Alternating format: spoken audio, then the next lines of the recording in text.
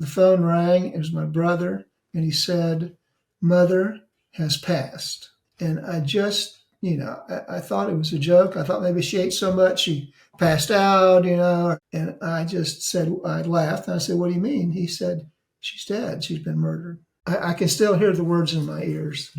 She's passed.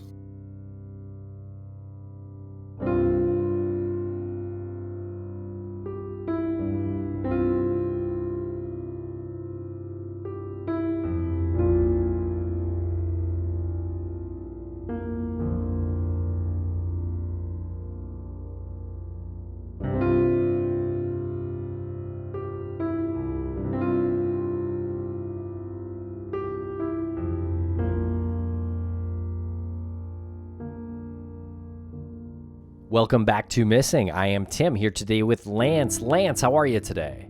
I'm doing fantastic today, Tim. I am really happy that we have these two gentlemen on to talk about a family tragedy.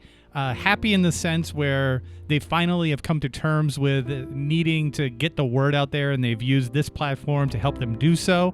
But first, Tim, I am very interested in how you are doing. I am doing great. Thanks for asking. And in this episode, we speak with Jacob and David Cockcroft about the murder of Hazelle Fenty from December 4th, 1992 in Daytona Beach, Florida. She was actually murdered inside the Indigo Lakes Baptist Church, which is, really pretty shocking. And I think you'll agree as we go through the facts of this case. Jacob is Hazelle's grandson, and David is Hazelle's son. And Jacob and David really brought this story to our attention in a very organized, detailed manner. They have a lot of notes. They've come prepared. Jacob is a self-professed academic, and you can really hear it in his depiction of Hazelle's life and the crime itself. And both of them also encourage anybody with information regarding Hazelle Fenty's murder. Please contact Detective Jimmy Flint. His number is 386-671-5123, or you can email flintjimmy@dbpd.us. And this case is not very well known, but we wanted to let you know about a YouTube video that Jacob produced. It's called Slain in Church on Her Birthday, the unsolved cold case of Hazelle Fenty, parentheses, my grandmother. And that is Jacob's video that he made, and it's on the Justice for Hazelle page. So it would be great if you could follow that page as well for any updates. And Tim, for those folks out there who want to hear this episode plus all of our other episodes of all of our shows without the commercials or sponsors, where would one do so? Well, listeners can now subscribe to Missing Premium on Apple Podcasts. And if you're not an Apple user, you can go to missing.supportingcast.fm. It's $4.99 a month. You get ad-free episodes, early releases, and our weekly bonus show. And that is bundled with Crawlspace and Dark Valley. So definitely go check that out. And as long as you're checking those things out, don't hesitate to leave us a good review, a good rating, and contact us on social media if you'd like. Tim, where can they find us on social media? Listeners can find us on social media at Missing CSM. Thanks a lot for listening, everybody. We're going to cut quick here for commercial, and we're going to be right back with Jacob and David.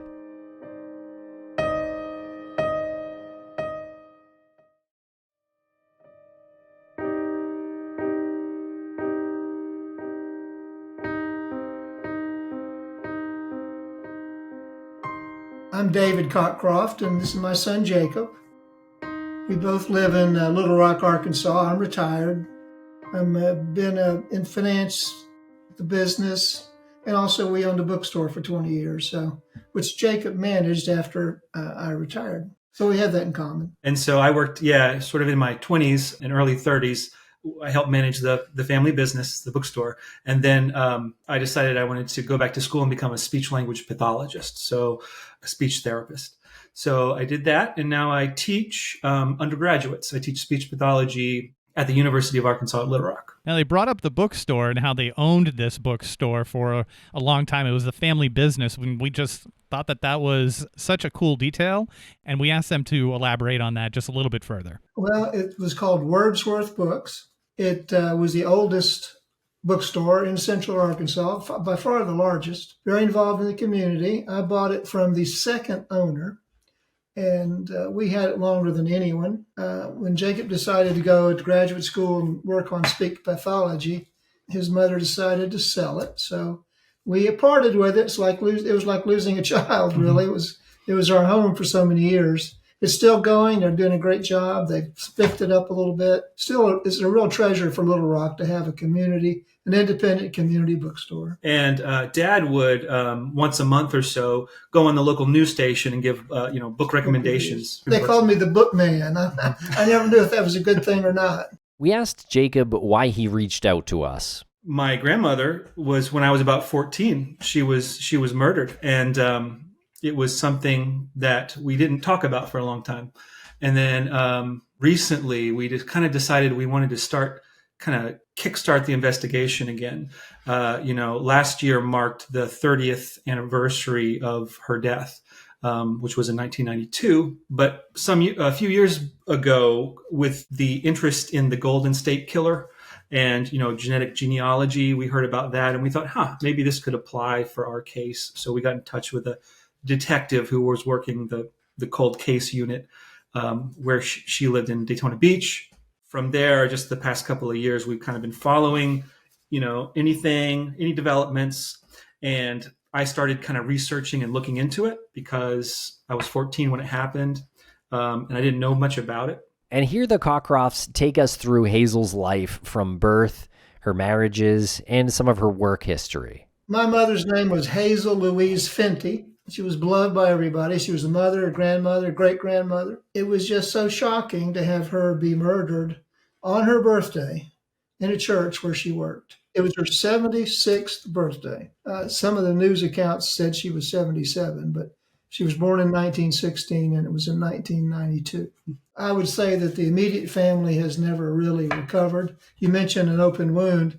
It's a wound that seems to never scar over. But it is something we try and avoid looking at. And I was so happy, really, when Jacob came to me and his brother with the idea of the genetic genealogy possibility of something coming up from this cold case.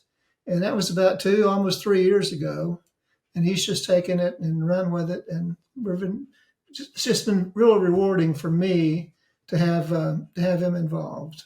Also, my brother's older than I am. He lives in Daytona still. It's so emotional to him that he can still barely talk about it. Mm-hmm. And we get into David's upbringing and Hazel's life in a little bit more detail here. Mother was born in Lunenburg, Mass. On December 4th, 1916. Her maiden name was Rockwood. She was Hazelle Louise Rockwood. Her father, Kendall, was a carpenter. He was out of work. It was right at the start of World War II. He migrated to Florida. He'd heard about the great construction jobs in Florida. So he headed down there, found a good work, and sent for his wife, my grandmother, and mother to come join him. So when mother was 4 years old, she and her grandmother boarded a steamer in Boston and went to Jacksonville, Florida, where Grandpa went and met them in a mule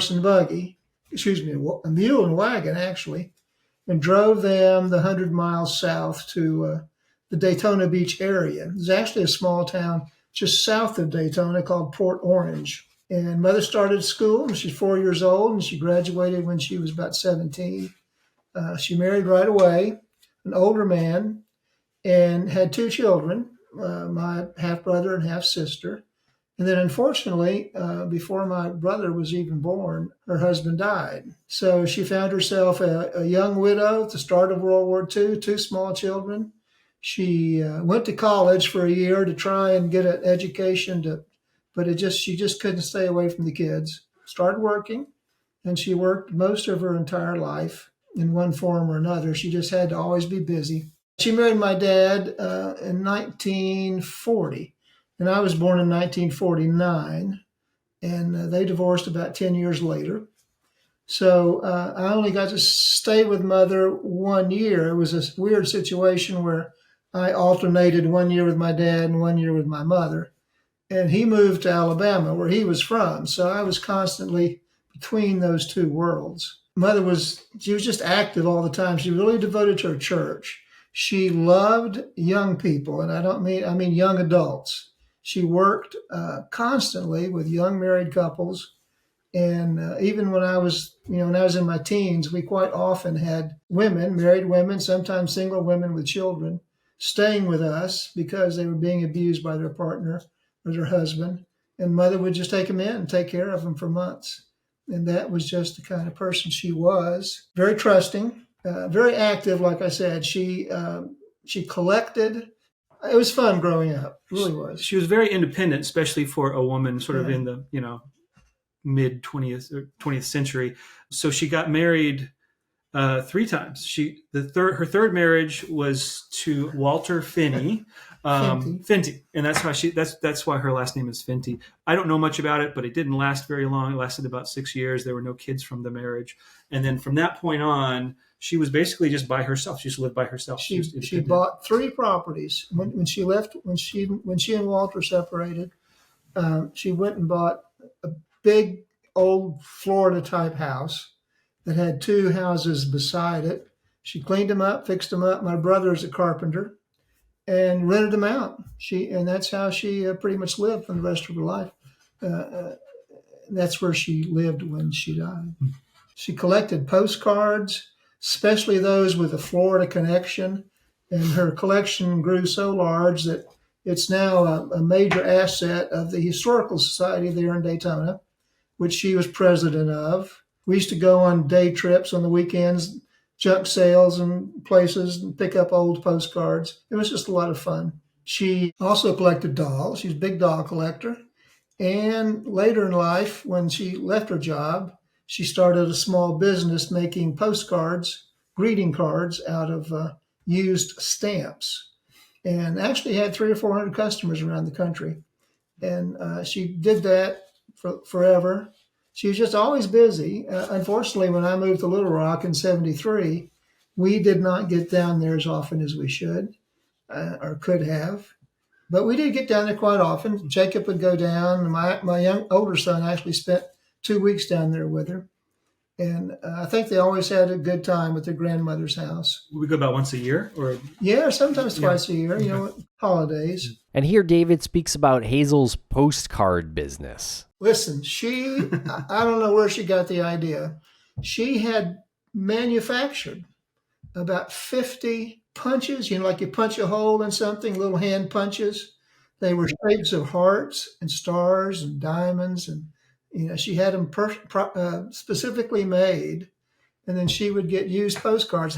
We had boxes of them. She had them sorted by color. And she would take those little punches and punch out, 40 or 50 little hearts, make a flower out of it or make some sort of scene out of it, put it on a greeting card. It was fascinating to watch her do it. And even actually want to do it was fascinating, I thought. I wish I had some. I don't have any of her greeting cards. She had a regular monthly newsletter. She called it Hazel's Hints or something like that. And she loved to type, so she would type letters. She would correspond with these people. They would send her new ideas. She did the same thing with dolls. She corresponded with doll collectors all over the country. And when she did something, she did it. She went all out. That's what I remember as a kid was the rows and rows of dolls at her house in these large glass transparent cases, just hundreds of them in all sizes lined up from like tiniest to largest. It was scary. To go in that bedroom at night with the lights off was scary. Her real interest was in Kewpie dolls, the Kewpie. They're little small, little angel, naked little girls with little blue wings. They were created by a woman named Rose O'Neill around the turn of the century, and they became a big cultural item. Her first husband, who was clearly the love of her life, had a Kewpie doll tattooed on his throat. That's just what got her into it, and she became fascinated with it. And after getting a few, it just grew from Kewpies to dolls from around the world. Whenever she traveled, she'd buy a doll. She was also really fascinated by history, particularly the history of where she lived, the Daytona Beach area. My mother was a brilliant typist. She could type like 200 words a minute, just perfect. She used to do all my term papers. She wouldn't look at the typewriter. It was just amazing. And so she would type manuscripts, dictated manuscripts from people, or even oral histories about the area. Older people who had been there at the turn of the century when Daytona Beach was founded. She's referenced in several of the books on the history of that area. And as I said, she was president of the local historical society. And she got me interested in it. I've read several books on the history of that area in the Central Florida, the Daytona Beach, DeLand, Orlando area. And it's fun. I got into it too, researching her case. I started looking at Daytona Beach history, and there's a lot there because it started out, all these race car drivers went there when the automobile was first invented, and the sand had a special quality that allowed you to drive on it. So they do these races on the beach. There's just a lot of history there. And now, of course, it's the home of Daytona International Speedway, which, by the way, was very close to the church where Mother was working. Real close. Like blocks, right? Yeah. Just a couple blocks. Yeah. Mother, as I said, she was devoted to her church, but she wasn't a proselytizer. I mean, I stopped going when I was in my early teens. She didn't get on to me about it. She just liked to help people, and she found the church to be a good vehicle for doing that. But she also would sometimes become attached to a particular minister. She worked in several of the churches in Daytona, but she was in the church where she worked, Indigo Lakes Baptist Church, was a new church. She had helped found it. And in fact, she was ordained a deacon, one of the very few female deacons in the Baptist church at that time. The church was out west near the Speedway and near some of the attractions like that. And John Nickel, the pastor, founded it in 1989, and she had met him at the church they were going to, Central Baptist Church, which is a historical landmark there in Daytona Beach. So it was founded 3 years before her death, and she was a part of it. Yeah. And closed about 5 years after. That church never recovered from the murder. Never. And it seems like, based on what David has told us, that Hazelle was a real independent woman. It felt like Hazelle didn't want to be part of the stereotypical woman of the times in her time period. She was a lot more independent than what we typically hear about women who were growing up and raising a family during that time. And she sort of feels like someone who wanted to blaze her own path. Now, after hearing their description of Hazelle and all of the events of her life leading up to her murder, we do ask them what her life was like at the time of her murder. In most of her life, like I say, she was a good typist. She was also a bookkeeper, and she worked at a local retail establishment that sold books and cards and office supplies and office furniture. And she was the assistant manager. I'd say she worked there 20 or 30 years. Her boss was a good family friend. We played cards together. I learned how to play canasta at their house. When he sold the business, she would take in typing. As I said, she was a bookkeeper. She would go, I think she did bookkeeping at a night bookkeeper at several of the hotels and restaurants in Daytona. But she pretty much retired. When she died, she was working as the church secretary at that church. So she was actually there in the office working. And she was a salaried employee. And that's why she was there by herself. Yeah.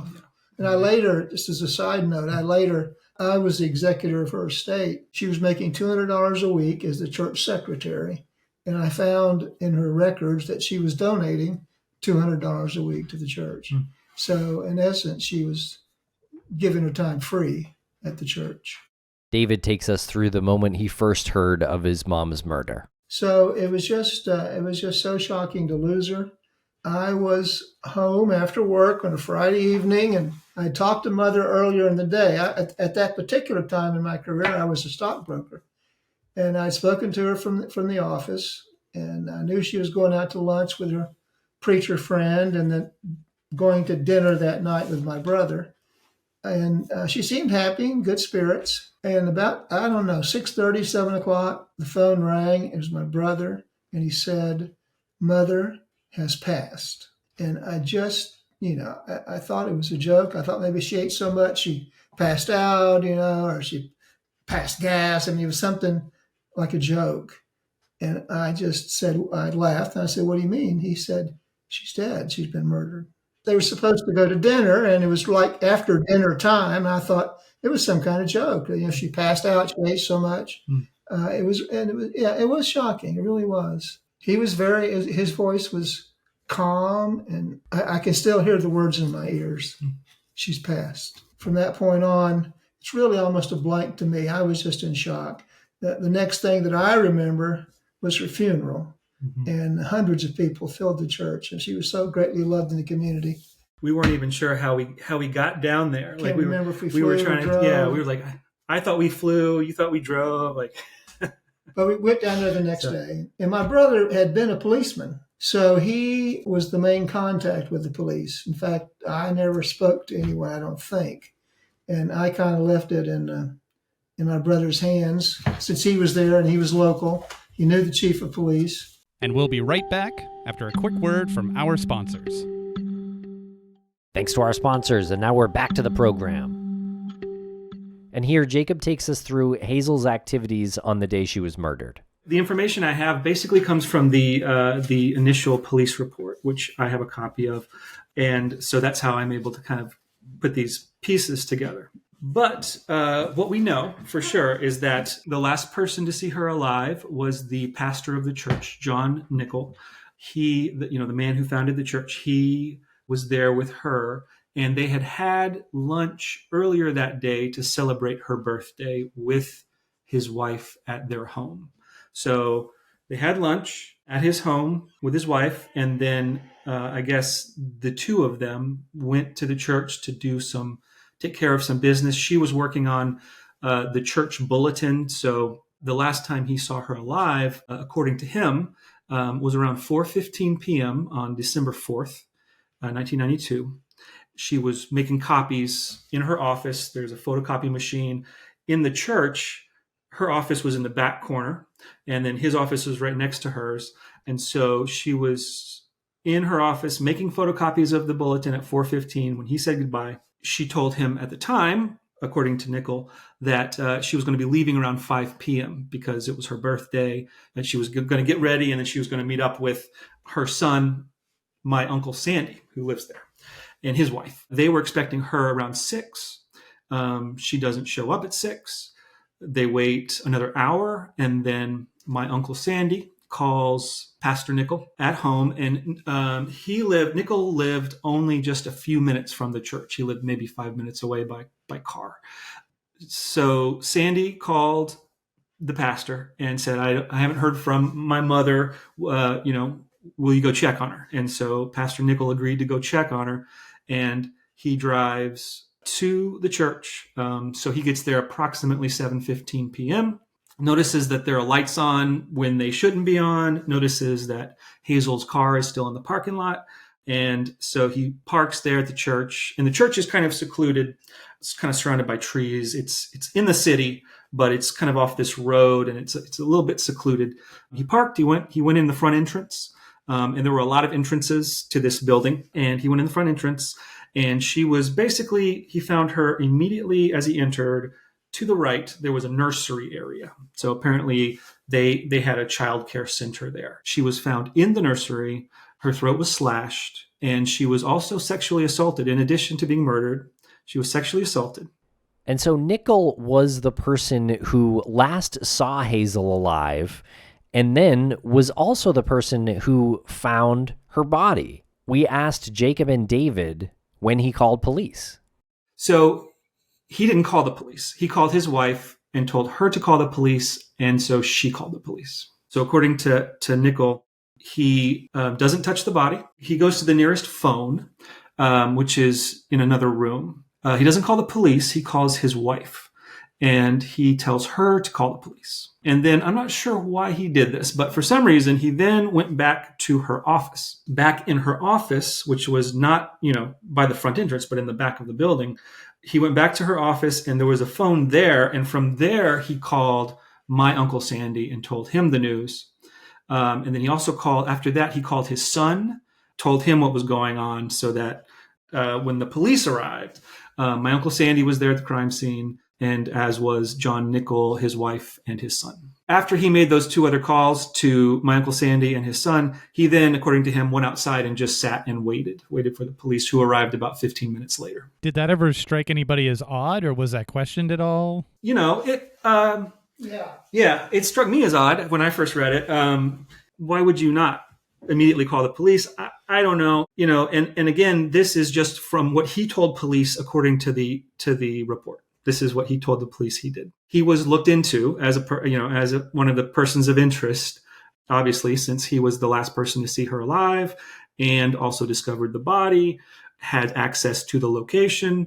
There's a lot of reasons why he could very possibly be the one who did it. And so the police did look into him.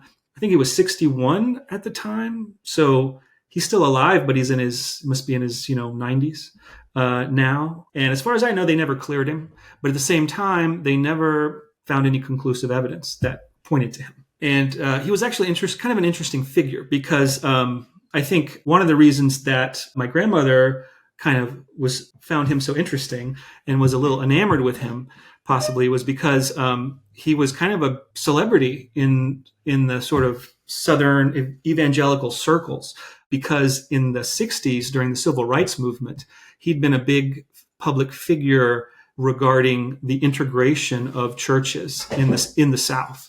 In the 60s, when he was kind of a young man, he was the pastor of this church called Oakhurst Baptist Church, which is in Decatur, Georgia, which is basically a suburb of Atlanta. And he was the pastor of a white congregation during the civil rights movement. He was charismatic, but most Baptist preachers are. I mean, he had a nice sonorous voice. He's very well spoken. Yeah, I don't remember him. So you actually met him? Oh yeah, I knew him. Knew him well. I visited with him personally afterwards in his office, right next to Mother's office. I didn't interrogate him, but I did ask him a lot of questions. I was the one who helped him pick the verses to be read at the funeral, as well as some poetry that I wanted him to read, and he did. He did a good job. Did a good job of that. So he officiated the funeral, and it was at the church. At the church, It was packed. Oh God, it was packed. Yeah. I asked him a lot of questions. I really did. Why did you leave Mother alone?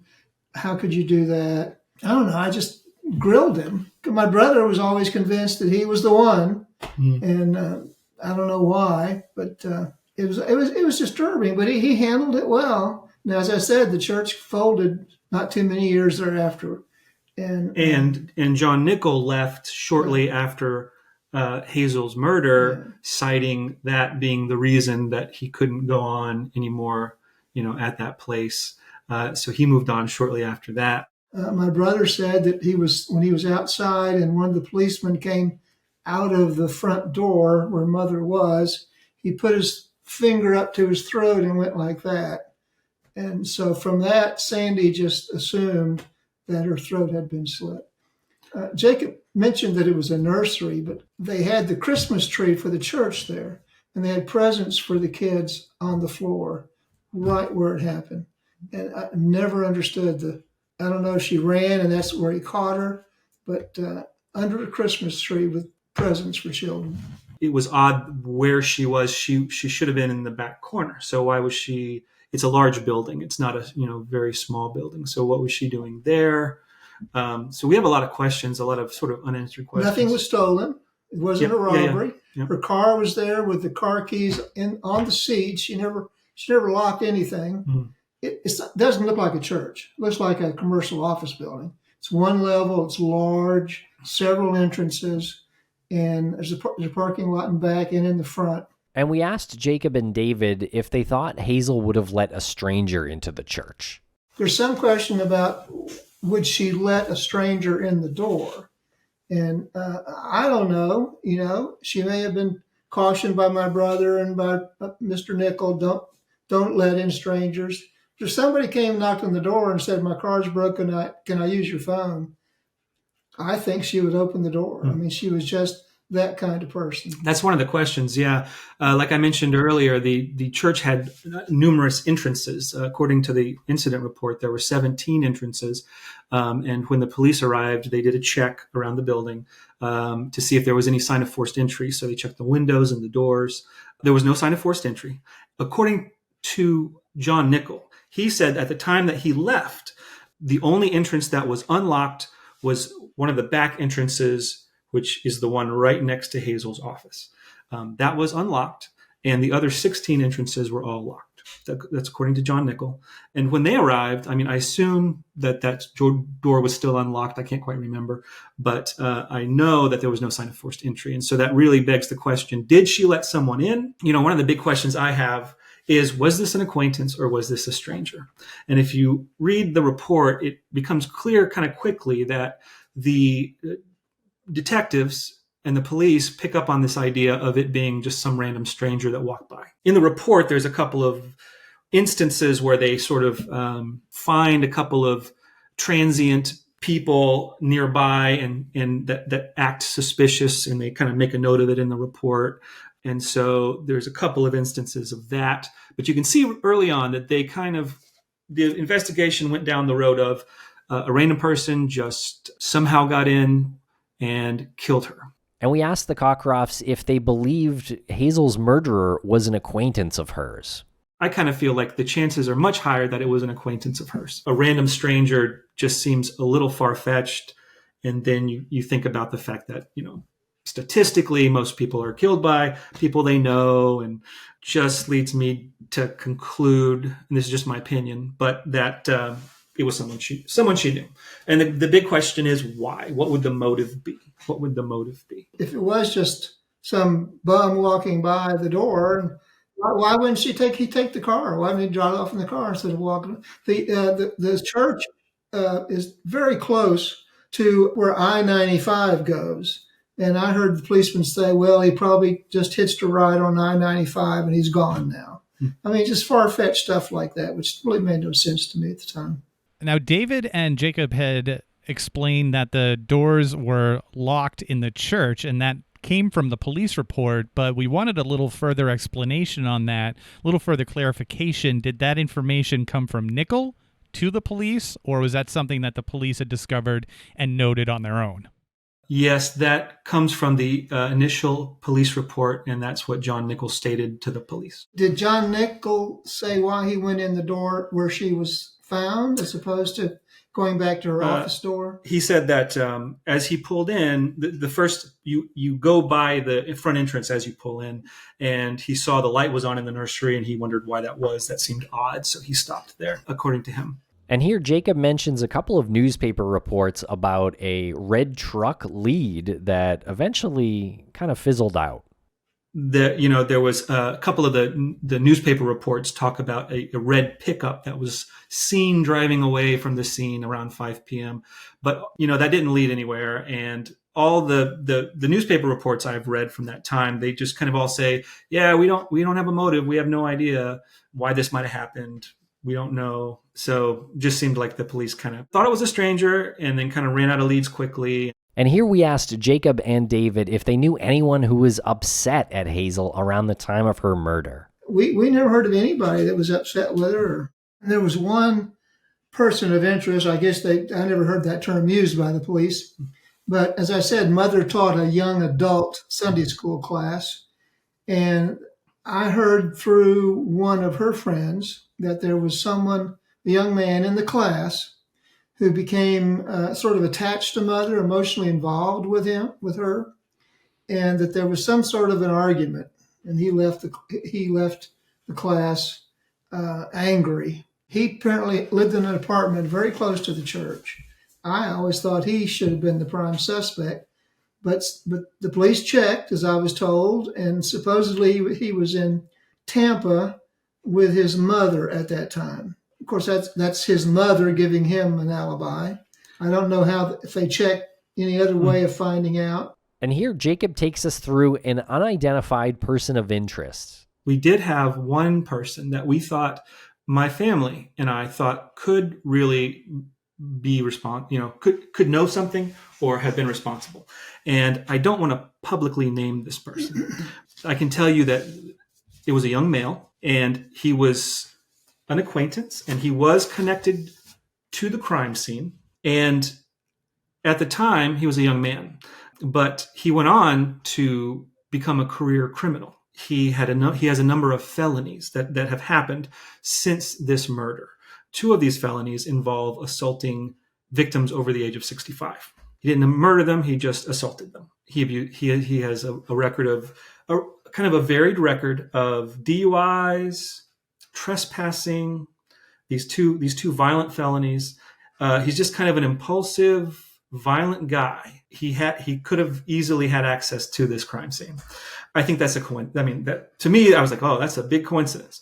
However, I have discussed this with the detectives on the case, and one of them told me, I believe, that this gentleman has been really cooperative. When they ask for DNA samples, he readily gives his DNA, and he apparently passed a polygraph some years ago.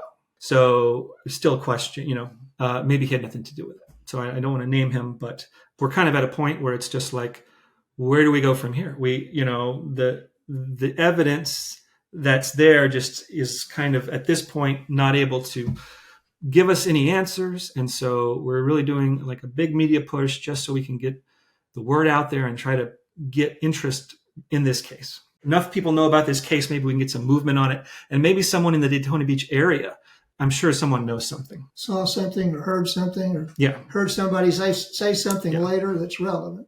It's just, it was 31 years ago. So, I feel like the clock is ticking and we need to move on this before people who know stuff pass away or move away or something like that. And there was one detail about Hershey Kisses, and that had to do with a police interview. Jacob and David tell us about this. One of the things that's kind of been it's a detail that I've kind of gone back and forth on is if it's relevant. Remember, I said earlier on, the police latched onto this idea that it was a random person that just kind of got in somehow. And in the police report, they start canvassing the area, looking for people that are suspicious. And one guy that they interview was a homeless man. According to the officer is really suspicious who's doing the report. And he says, this guy's acting really suspicious. He said, without prompting, he said, "I ain't hurt nobody. Why you stopping me?" That dialect is specifically written into the report. "I ain't hurt nobody. Why you stopping me?" But then he has a bunch of Hershey Kisses in his pocket. And the policeman says he's acting really suspicious about these Hershey Kisses.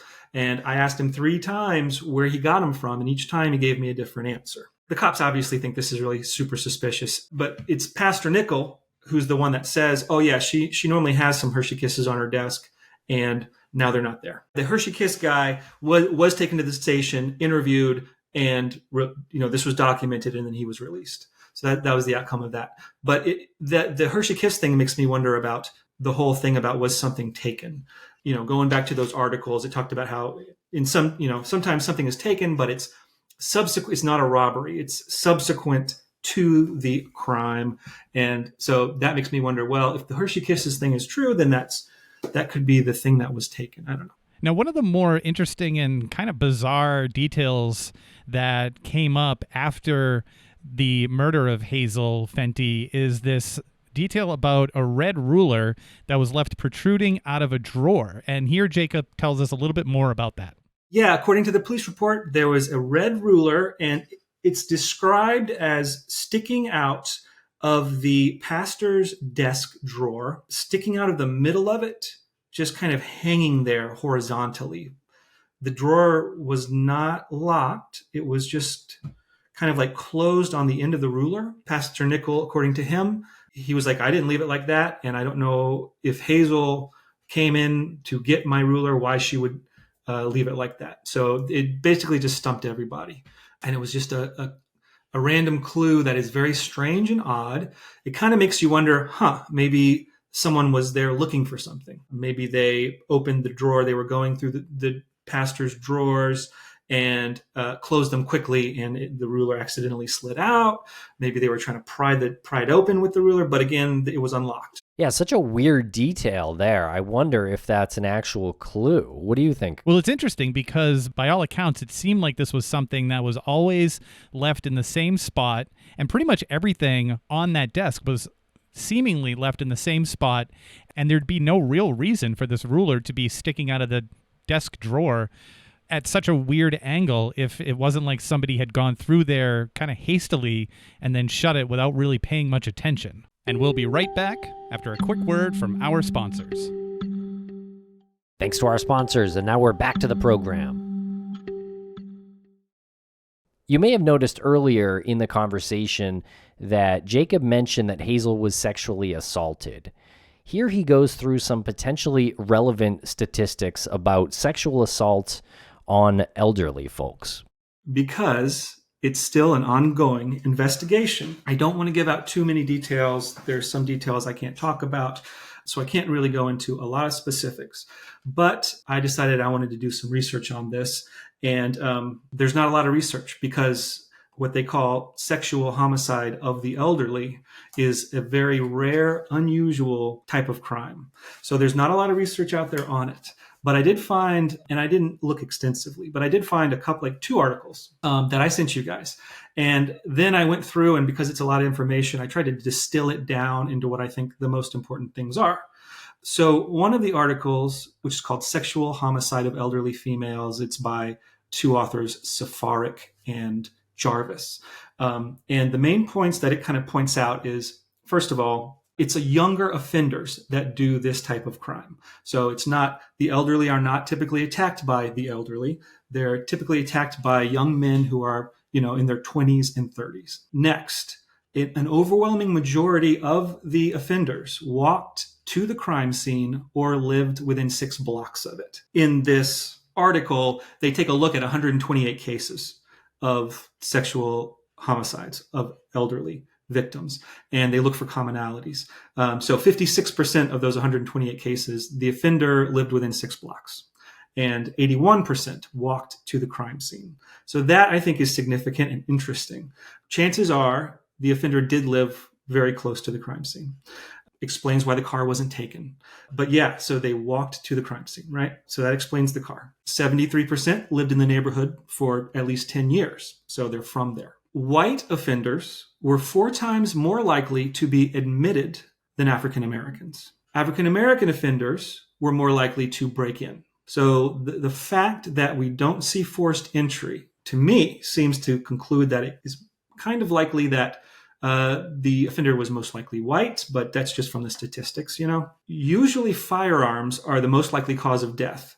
But when it comes to this type of crime, 63% are actually strangled. Most of them are strangled or blunt force trauma. And I read an article that talked about cold cases in the area, and it mentioned this one, and it mentioned blunt force trauma. So in addition to having her throat cut, there may have been some blunt force trauma. 72% removed something from the crime scene, but it was subsequent to the criminal act. So not really a robbery, but something was taken. We didn't see any signs of anything being taken. There is a question as to if something was taken or not, but the long and short of it is that we just don't know. Something could have been taken. They list offender characteristics: alcohol abuse, poor work history, unskilled laborer, unemployed, diverse arrest history, generally antisocial. So this is just kind of some vague terminology that doesn't help us too much. But here's what doesn't fit, as far as I'm concerned, from the typical, for this type of crime. What happens most often is that the weapon is taken from the crime scene and it's left at the crime scene. So our case is unusual in that this did not happen. No murder weapon was ever recovered. We know that a knife or blade was involved. So someone took it to the crime scene and someone took it away from the crime scene. And that's very unusual for this type of crime. A lot of these types of crimes are kind of disorganized, so the killer grabs just what's nearby, uses it, and leaves it. That's not the case here. So that's the first point that's interesting, I think. The second point is that almost all of the victims in this type of crime, they're killed in their residences, whereas she was killed in a church. So I don't know if that is noteworthy or not, and then most occur between 8 p.m. and 4 a.m., whereas in this case, she was killed in 4 p.m., which is kind of like in the middle of the afternoon, which is kind of unusual. These crimes, a lot of times someone breaks into someone's house at 2 a.m. Now, with all of the independent investigation that Jacob has done and all the information gathering that he's done and the statistics that he's applying to the type of person that could have perpetrated this murder, it's only natural to wonder what his opinion on the motivation could be for this. So the second article I found is called The Unusual Victim by Chopin and Beauregard. And again, they look at 56 cases of sexual homicide of the elderly, and they try to draw conclusions about the motivations, because, a big question that I have is the motivation. Why? What's the motivation? And what they do is they only have 56 cases that they look at, because, like I said, this is a very rare type of crime. But they sort the motivations of the offenders into 4 categories, and they noticed some commonalities. And so I went through the 4 categories, trying to figure out, which one could our guy be? Real quickly, I'll talk about the 4 categories, and we can see if any of these apply or not. So the first motivation type is sexual, but I don't think this really fits, because the majority of the victims are sleeping when it occurs. There's forced entry. It's at their home. The victims are strangled or asphyxiated, none of which occurred in this case except maybe the Blitz attack. So I don't think that's one. The second category is robbery, which I think we can rule out. Again, there's just nothing was taken. This occurs at the home. Robbery is the primary motive, and here there was nothing really to steal. She had her watch on, she had her necklace on, nothing was stolen. So we can take that out. And so they have 2 more categories. One is called sadistic. So the sadistic offender targets elderly females at outdoor locations while they're walking or jogging. So that didn't happen here. They typically don't know the victim, so strangers. They often use restraints, and they always move the body and try to destroy evidence. They always move the body from where the attack occurs. So that doesn't seem to apply. So that leaves us with the last one, which is the term they use is experimental. So personally, I'm just of the opinion, our guy is probably experimental. We don't know, but, maybe these are just statistics. So it's quite possible that it's one of the other 3 and they just don't fit what normally happens. But experimental offenders, 87.5% are acquaintances of the victim. Most of them use a con approach or a ruse approach to gain access. In other words, no forced entry. Well, okay, that fits. Often there's post-mortem sexual activity, so that addresses your point, Lance. We don't know. Most are killed with a weapon, which does fit the bill here. And there's a lack of what they term overkill, blows that, are like in most of it's interesting. This article also compared this type of crime to just sexual homicides of younger victims. And what they found was that in this type of crime with older victims, typically there's a lot of unnecessary violence, intense violence, overkill. And I don't think that was the case here, at least not according to the police report. There was a struggle, but there was nothing in the police report that indicated there were copious amounts of blood or massive wounds or anything like that. So that fits the bill. I mentioned earlier that in most of these cases, the victims were strangled or asphyxiated. But with the experimental offender, for some reason, none were strangled or asphyxiated. So that fits the bill. So I don't know if that really helps what that can tell us. But I think it's interesting. I really am curious about a motive here. What cause could someone have to brutally sexually assault and murder, a 76-year-old woman where she was working? It just boggles my mind. And so I'm trying to, figure out what could have happened. So I'm of the opinion that it was most likely an acquaintance. And, maybe it had something to do with her job as secretary. I'm not sure. And I got to say, what he just came up with was really based in a lot of research, and a lot of thought went into his conclusion there. He was doing the process of elimination without honing in on one particular type of person that could have done this. So he was, instead of saying, this is who I think it is, how are we going to make this work? It was more about, how does this eliminate this type of person? Which leaves him with the most realistic and reasonable result, which I found really impressive. And here are Jacob's final thoughts here today. I hope anyone in the Daytona Beach area who hears this and knows anything should contact the Daytona Beach Police Department. And the detective working on the case, his name is Jimmy Flint. He's the cold case detective. Check out my YouTube video where I just threw this YouTube video. It's like 10 minutes long. I threw it up on YouTube. Justice for Hazelle is the name of the YouTube channel. And it talks a little bit about the case and who to contact.